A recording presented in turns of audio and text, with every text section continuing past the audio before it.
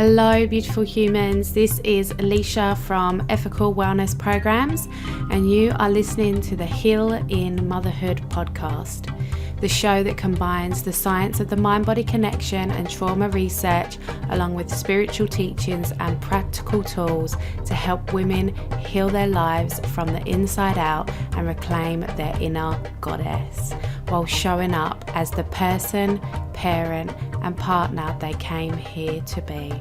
If you like what you hear on today's show, please don't forget to leave us a review on the iTunes podcast app so that we can grow our community and impact as many women's lives as possible. Hello and welcome everybody. I'm really excited to share this episode with you today. Today we've got Rachelli on, and she is a mum of soon to be 3 babies. She's a former stripper turned birthing doula and dance teacher. And she is super passionate about supporting women through their birthing journey. And she also loves to help women reconnect to their sensual self through dance. Yeah, welcome, Rachelli. Thank you for being here. Thank you for having me. Awesome.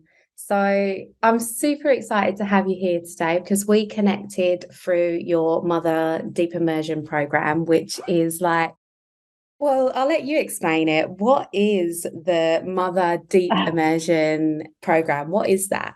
Okay, Tell me about it. It is a 5-week container, and I kind of market it as a dance class that we're going to do the sensual dancing, and we're going to learn how to do lap dancing and floor work and being really comfortable with that kind of dance and that kind of movement, the feminine flow.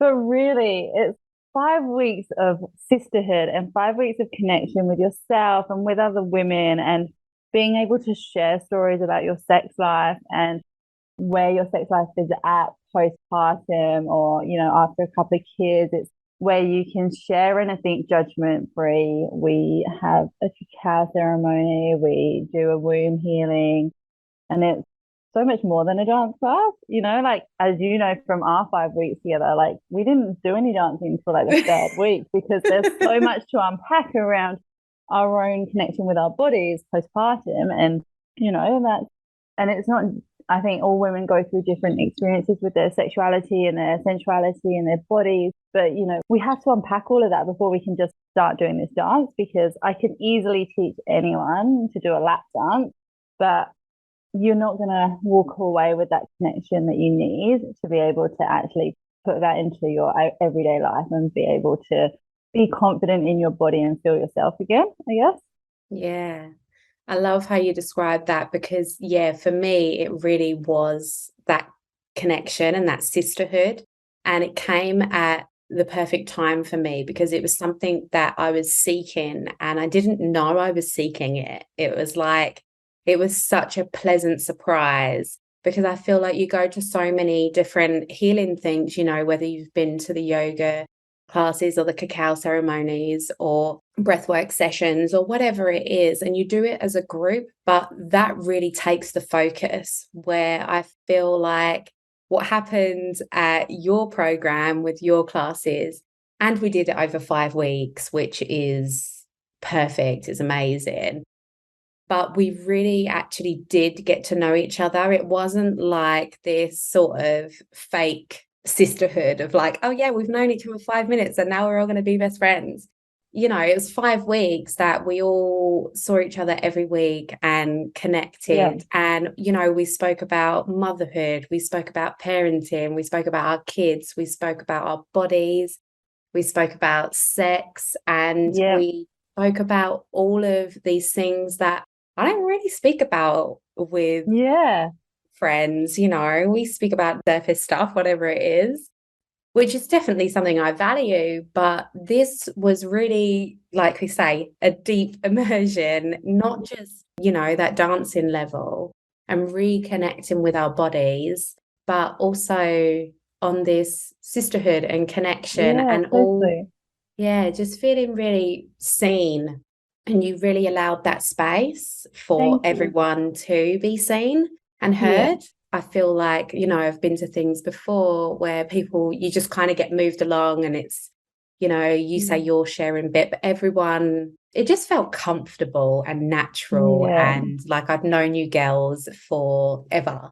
Yeah. So yeah, Yeah. like thank you for that, because it really was amazing. And if anyone is thinking about doing this 5-week program, I would say definitely go and check it out, because the dancing bit brought the fun and the Yeah. lightheartedness, didn't it? Do you Yeah. feel? Yeah. Yeah, and it's so interesting because when I first taught lap dancing, it was Pixie Love School of Sass, and it wasn't this spiritual. I wasn't in this spiritual place. Like I hadn't done any of the trainings that I've done now. And even then, and that was a 10-week program, and it was 1 hour a week, and we just did this dance class. And even then, it became like some weeks became like this real deep, like group counseling session. And three of the girls from one of the terms, like they became like best friends, and they were bridesmaids at each other's weddings and stuff. So we need that connection. And, that's what I always try and bring to everything I do, I guess. So I really enjoyed our 5 weeks together. It was amazing. Like it was so good. Yeah, it was. There was lots of magic. So yeah, it was amazing. So tell me, what kind of led you down this path? Because as you said, you're a former stripper, so you was a stripper before you became a mum. So what kind of led you onto this new path, and what was your journey before that? So I'd been a stripper for quite a long time, and it was a pathway for me to travel the world, really. I could go anywhere, and pretty much most places I could go, I could work.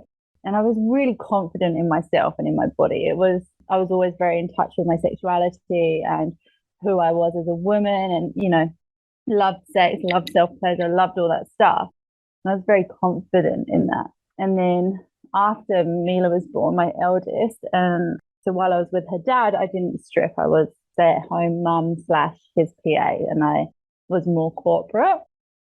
And after he and I separated when Mila was 6 months old, I just went straight back to stripping. Like it was, I just went straight back to it. I wanted to have my life that I'd had before having Mila, I guess. And also I needed to support us because at the time I'd not had PR in Australia for very long, so I couldn't actually get benefits or anything. So I had to support us, and stripping was the easy way for me to do that.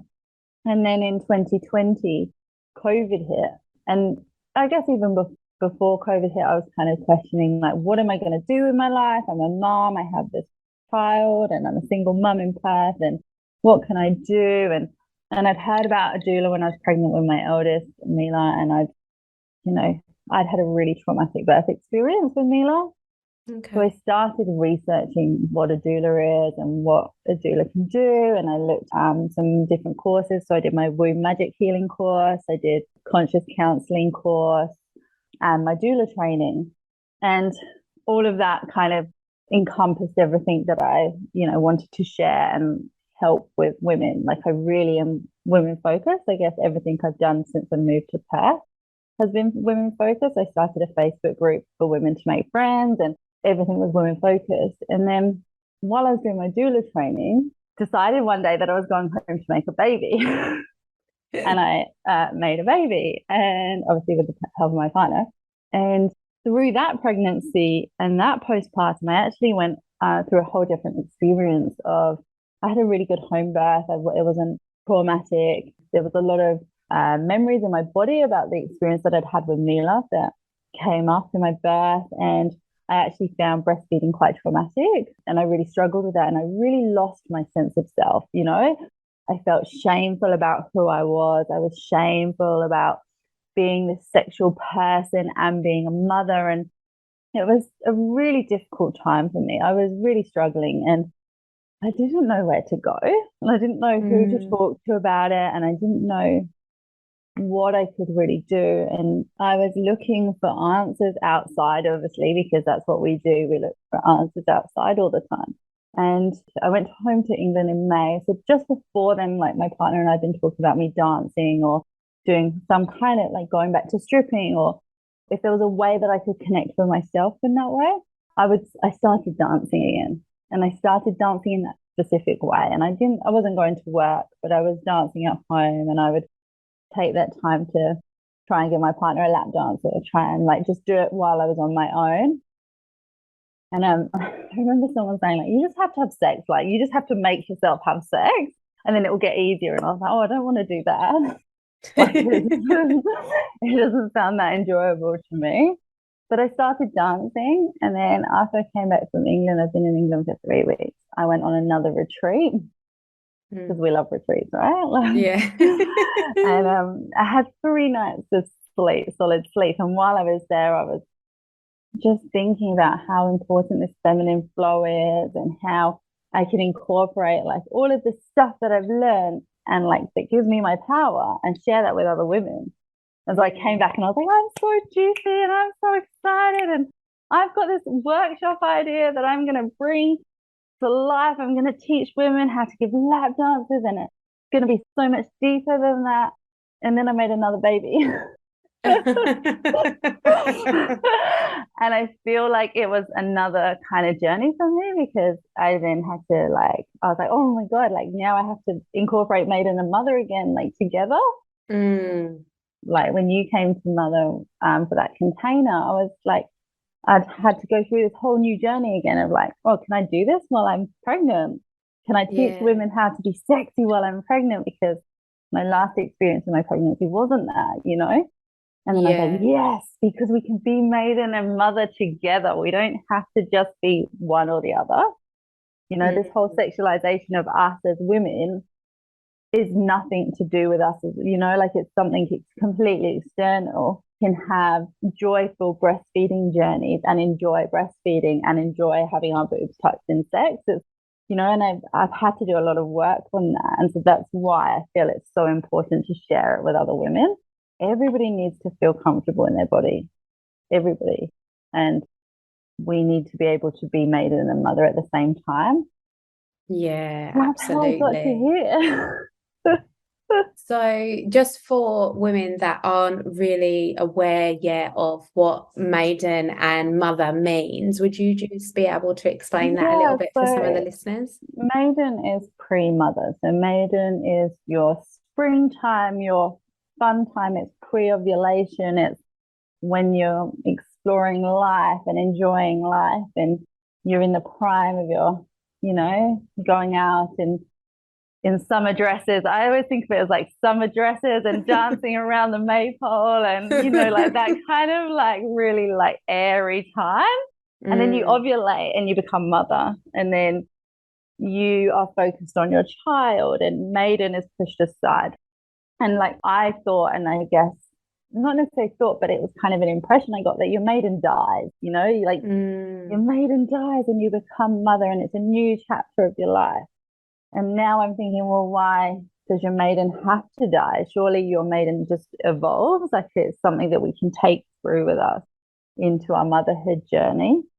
And I definitely like the maiden mother thing, I guess I've only really been aware of it in the last few years. It's definitely through like doing doula training and the other stuff that I've done, that looking at our cycles in spring, summer, autumn, winter, and the different cycles of our life. It's become really prominent, and I think it's a really beautiful way to like think about our lives. But we just have that kind of, your maiden, the maiden dies, you become mother. Your mother dies, you become marga. Your marga dies, you become crone. You kind of feel like it doesn't all have to die. It just can evolve onto the next, and you can bring things, you know, when you're in your 80s, you want to be fun, right? Yeah, it's like you don't need to let go of those traits of being free-spirited and joyful. And it really spoke to me, part of your journey of how you went through pregnancy and you became more disconnected from your body. Because I had the same experience, especially with both of them actually, but I feel like it was more heightened in my second pregnancy. But I had a lot of pregnancy trauma, I guess, I had so much pain. My shin bones came out of place of my ankle bones because the relaxolin relaxed my ligaments so much, and my feet got flatter and it got hard to walk, and I had a lot of chronic pain, and I held on to that for a good 3 years before I started to look at and release the trauma through my body and start to do the work that I'm doing now. But I think it's super interesting because before that, you know, one of my values is pleasure. And before that, that's how I experienced pleasure, was through my body, through my senses. That really shifted as I moved into becoming more of the mother. Yeah. Because I didn't have that connection with my body, because I was dissociating so much, because I was in pain, and I was like, my body, the story is that my body had let me down in some way. And like you, I had a lot of shame. I had a lot of like, oh, I can't breastfeed. And although both of my births were really good and really magical, and I felt really empowered by my births, and I did a lot of awareness before my births to make sure, you know, that I was prepared in as much as you can be for birth. But I kind of knew what I wanted, and I allowed that to happen through my body. But I still had all this other stuff, the sickness, the pain, the disconnect, and not connecting to that pleasure anymore. And I remember coming to your class and being like, oh, I don't know how to touch my body. Like when I dance with my arms out away from my body. I don't like touch myself as I dance. And that was just like a really bizarre experience, because it's like I used to be able to do that and be in my feminine flow and use my body as a portal for pleasure. But because of all the trauma that I experienced, I then disconnected from that part of myself. So I really feel like, you know, what you're offering in your program is so powerful, because we all hear the stories and we all go through the stories. And also you've got that doula training there as well that can help people. And you've heard these stories, and it's, I guess you've got the experience there is what I'm trying to say. Yeah. So that's super interesting. So for people that don't know what a doula is, because before I met you, I didn't know what a doula was. Really? No, I didn't. I had no idea this existed. And there's so many things now like that I'm starting to realize. And as I'm talking to people and as I'm going on this business journey and helping mums in motherhood, there's things that I'm like, I wish I had that when I was pregnant, or I wish I knew that, you know? So that's why I'm on doing this podcast, is to share this knowledge. So people need to know about it. Yeah, you don't know what you don't know. Yeah, exactly. And I look and I'm like, oh, that would have been amazing to have someone come to my house and cook me freaking meals. I would definitely have paid for that. I didn't know that was possible. Yeah. So doulas do so much. There are different types of doulas. So there are birth doulas, postpartum doulas, pregnancy doulas, birth doulas, postpartum doulas. There's death doulas, and there's also life doulas as well. So there's different types. I trained in pregnancy, birth, and postpartum, and I really love birth. Like birth is my thing. I really love supporting women, especially women that are birthing in hospital. I feel like that's really important. So a doula is continuous support for you through pregnancy, birth, and postpartum. The word doula is a Greek word for servant, girl servant, and that's where the word comes from. And we are physical, emotional, mental, and spiritual support for you. Every doula is different. Every doula offers different things. Some are less spiritual and some are more hands-on than others, you know, but there's a doula for you, basically. If there's, you know, there's a doula for everyone out there. I really believe in supporting hospital births because I feel like they're the births that really need the support. We're continuous support throughout your pregnancy and your birth. So we get to know you throughout your pregnancy, and then we're there with you at birth. So if you're birthing you probably won't know the midwife that you're going to have on the day. And also after 12 hours and the shift changes, they might leave and another midwife comes. So your doula will be there with you. And we're a reminder for you to advocate for yourself. So we do lots of childbirth education in the lead up to the birth. So if a situation arises because when you're in labor, sometimes when a situation arises, you might not necessarily forget, but you might not be able to advocate for yourself about the decision. Yeah, because you're normally in that flight, fight, freeze mode, aren't you? Because you're in survival mode, you know, you're just trying to birth a baby. You're not actually got your conscious mind online, and you can't actually make informed decisions necessarily at that time. So I work with birth mapping. That's a program that I did the birth mapping practitioner training in 2020 as well, or 2021. And so we do birth mapping. So we go through all these different decision points beforehand. Like, okay, so you've been in labor for X amount of hours and it's not progressing. What if they offer you this, this, and this, what do you want to do? So then if you get to that stage, you've already got informed consent. You've already gone through that decision beforehand, rather than being like, oh, I don't know, so having your doula there, I'm like that nudge person, like, this is what we talked about before. And because also you don't always get informed. Like, you can't always make informed decisions because you don't always get all the information when you're birthing in a hospital. So it's really important to have someone there with more information to help you through it. And then in the postpartum, we bring you meals, we cook for you, we do light housework, we hold the baby so you can have a shower. We make sure all those postpartum wishes are like adhered to as well. So if you want no visitors, or you want your family to do a meal train, like, we can set up a meal train for you, which is an amazing website, and you can share a link with everyone and they can just pick which day they want to cook a meal. And so we go through all of that stuff as well, which is setting up for your postpartum is one of the most important things you can do. Yeah, because we all have this massive focus on the birth, but the only thing really that's talked about is the breastfeeding, which for me, again, like you, was a fucking shit show.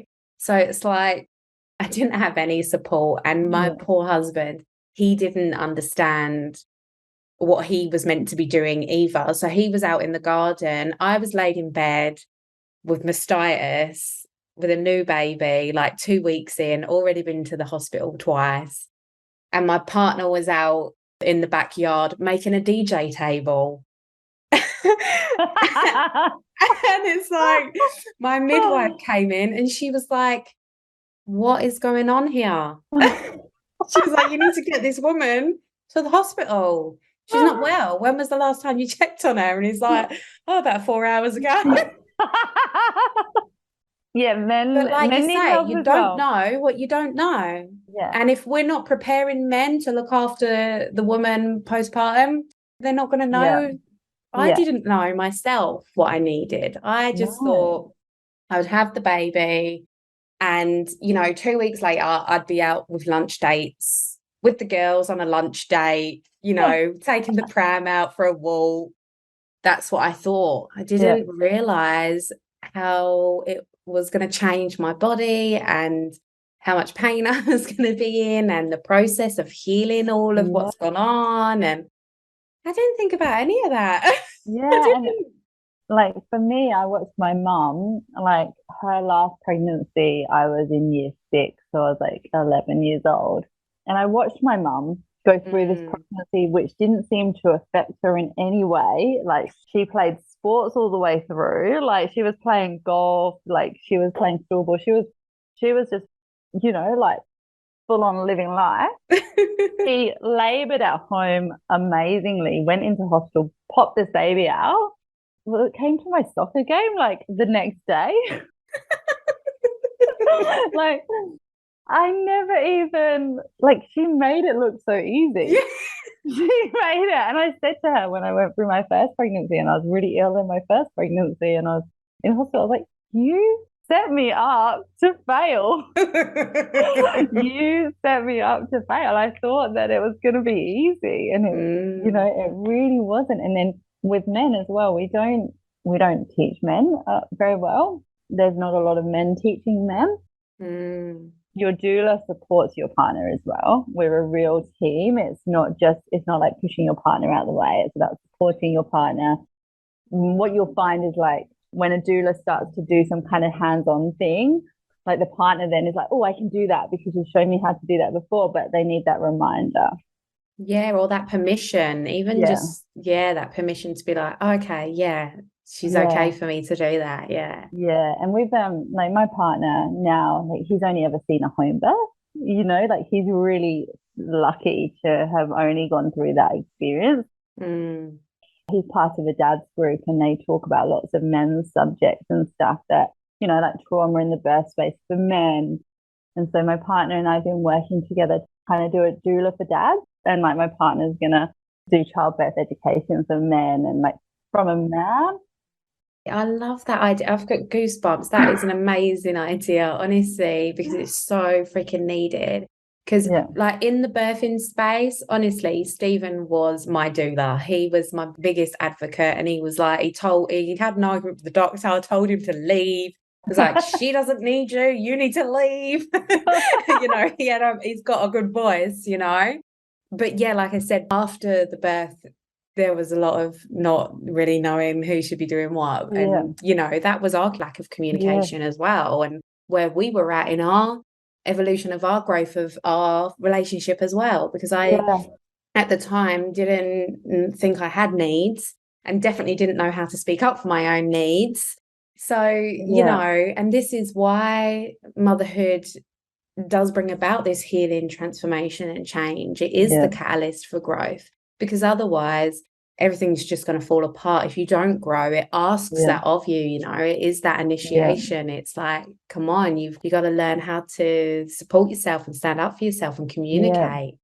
Yeah, and we don't prepare our partners for postpartum. We don't, there's no conversations about, okay, when this happens, whose mental load is this going to be? Like, is this going to be my job or is it yours? Like, for ages, I was angry that the weeding wasn't done. Like, I was so angry, right? Like, the weeding the front of my house was like crap. Like, the weeding's not done. And I was like, surely he just knows to do it, right? He's the man of the house. Like, surely that's just like standard. Like, he knows it's his job. And like, we actually, there's a book called Gentle Parenting. I think it's Gentle Parenting. Sarah Ockwell Smith. She's actually a doula in the UK, a childbirth educator. Okay. And she has this book, Gentle Parenting. And in it, there's like this list of mental load stuff, right? That we have as women and as couples. Who's going to be worried about the kids' passports? Who's going to like look after the animals? Who's going to do the gardening? And I was like, I went through this list and I was like, whoa, like mind blown. Like our mental load is massive. And then I actually was like, okay, we got to sit down and go through this list together so we can assign whose job's whose. I mean, I still feel like I got the bulk of but that's fun. We sat down and we went through because I was like for ages, like, why are you not doing what I want you to do? Yeah. Why are you not looking after me in the way that I think you should be? Yeah. Because why can you not read my mind yet? Yes. I know, I'm sure that you can read my mind. I used to do that. Yeah. If I give him enough silent treatment, surely he will be able to read my mind. Yes, and we do that, don't we? We're like, oh, we're not going to communicate our needs and we're not going to, talk about what's happening. Yeah, because we don't know how yet. That's like a massive part of my course is helping women with communication because we don't know how yet. Like, it's not something I was taught. I didn't even know how to label an emotion. Didn't even know what emotions were. So it's like, and like most of us grew up there. Like if we had emotions, they were too big and we had to be shut down. And you're always the sensitive one, or you're this or you're that. Like so, I think for our generation, we're going through a massive growth, and I actually say to my mum all the time, like how I feel that she showed us so much respect as children. Like her parents didn't show her, so I can then go on and show my children even more respect because I've learned and I've like can now do this. And my mum didn't have the coping skills that we had, like that we have now. So yeah, there's definitely learning through motherhood.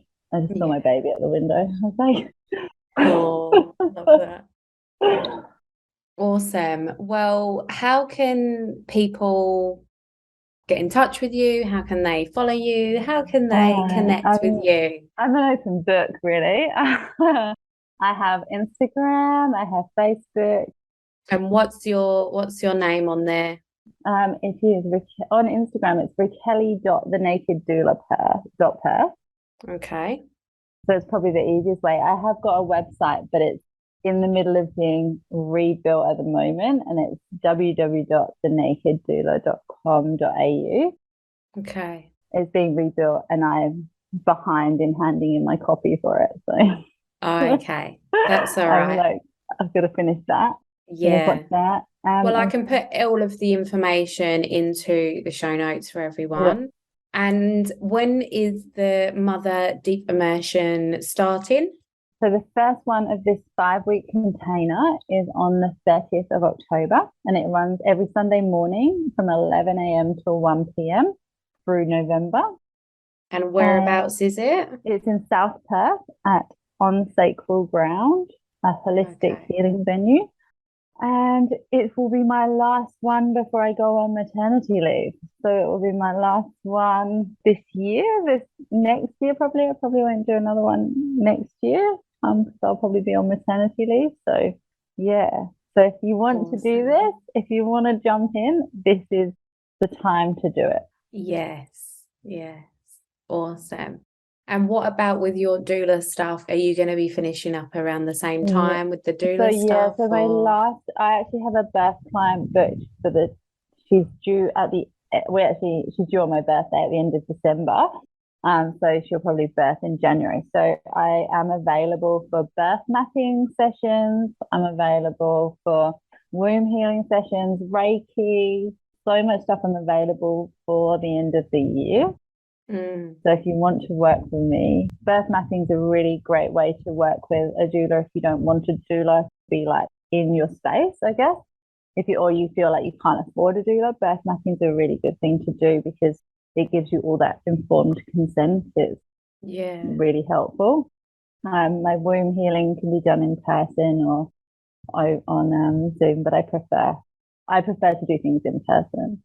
Yeah, it's I'm nice an to do in-person things. person. Yeah, in-person person. Yeah. Yeah, I thought I was more of an online, but over the last few months, I've realized how much I actually like being in person as well. It's nice. Awesome. So, one more question for you. What's been your biggest lesson from motherhood or from your kids? What's been your biggest golden nugget for us? Oh my God. My biggest lesson has been trust my intuition. Like that has really been something that I have tried to squash down over the years. You tell yourself the stories that it's not it's not true, or you're making it up, or all these things, but your intuition is real, and it is the thing that you have to trust in motherhood. If you think there's something wrong with your child, if you think that your child's not well, or something in your life isn't right, whatever that situation is, trust it, because we have this intuition for a reason. And for many years, I tried to shut my intuition down. And in the last few years, I've really, got into that confidence in trusting my intuition. So, yeah. Awesome. Okay, well, thank you for coming on the show. Thank you for I having really me. appreciate it. And if you enjoyed the show, please let us know your biggest takeaways. You can reach out to either me or Rachelli on socials and we will get back to you. If you enjoyed today's show, remember to hit the subscribe button so that you can hear our weekly updates, and also put a review in the review box. And yeah, we'll chat next week. Namaste, beautiful humans. Namaste.